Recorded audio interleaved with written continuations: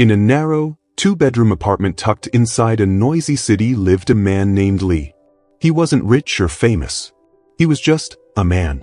A husband, a son, a father. A middle-class soul doing his best to hold his world together. But Lee had a secret. Beneath the layers of bills, bus rides, and worn-out shoes, lived an artist. He once dreamed of sketching portraits that touched people's hearts, drawings that whispered to the soul. But dreams, he'd learned, don't pay school fees or buy medicines. His parents were aging, his mother fragile, his father growing weak. His children were young, eyes full of wonder, hungry for stories and sweets. So, he buried his dream beneath the weight of responsibility. By day, he worked a desk job. By night, he picked up shifts as a delivery man. And when the city slept, he'd sit by the window under a flickering bulb, sketching quietly. Not for the world, but to keep himself alive. He believed in God. He believed that maybe, someday, the universe would give him his turn. But then, life twisted. His mother fell seriously ill. His father slipped and fractured his leg. Hospital bills mounted like a cruel joke. Sleep became a stranger. Money vanished like steam. And then, one rainy morning, he got a phone call. His manager's voice was quiet. "Lee, I'm sorry. It's not working out." He got fired. He stared at the wall. He couldn't breathe, couldn't cry. What else could go wrong? Hadn't he given up enough? He doubted the skies he once trusted. He doubted God he once prayed to. He stepped outside. The rain met him like an old friend who had no words, only tears. He walked. He passed faces that didn't see him.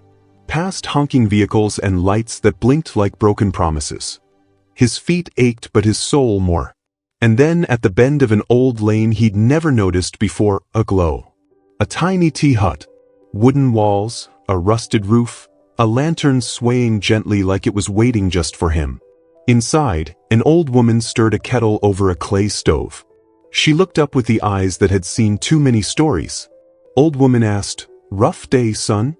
Lee didn't answer. He just nodded and sat. She handed him a warm cup of tea and said softly, "Tea tastes sweeter when the heart is tired. Sit and rest, my dear. Many before you have." He looked around. Scribbled notes covered the walls. Pieces of pain and hope left by strangers who had also stumbled in during their storm. He picked up a pencil and left a small sketch. It was of a father holding a child, both surrounded by rain, but with a small sun rising behind them. He didn't know it then, but that moment, that tiny tea hut, changed everything. Weeks later, a gallery curator visiting the city stopped by the hut for tea.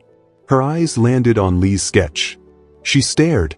She felt something stir. She asked about the artist.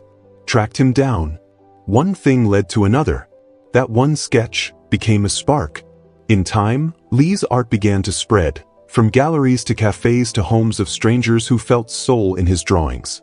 He became the artist he had once only dared to dream of being. Looking back at his life, something struck him and he smiled. Because he now understood that all those long nights, the weight of duty, the pain, the loss, none of it had been meaningless. They were steps, guided steps. And the storms? They hadn't come to drown him but to take him into his path. They came because God was leading him through the darkness, to a place where he was always meant to be. So, you see my friends, every setback is a setup for something greater. Trust that the pain has a purpose beyond what you can see. The road may be rough, but each step forward is shaping the strength you'll need for where you're headed. Every struggle is part of a divine plan to lead you somewhere better.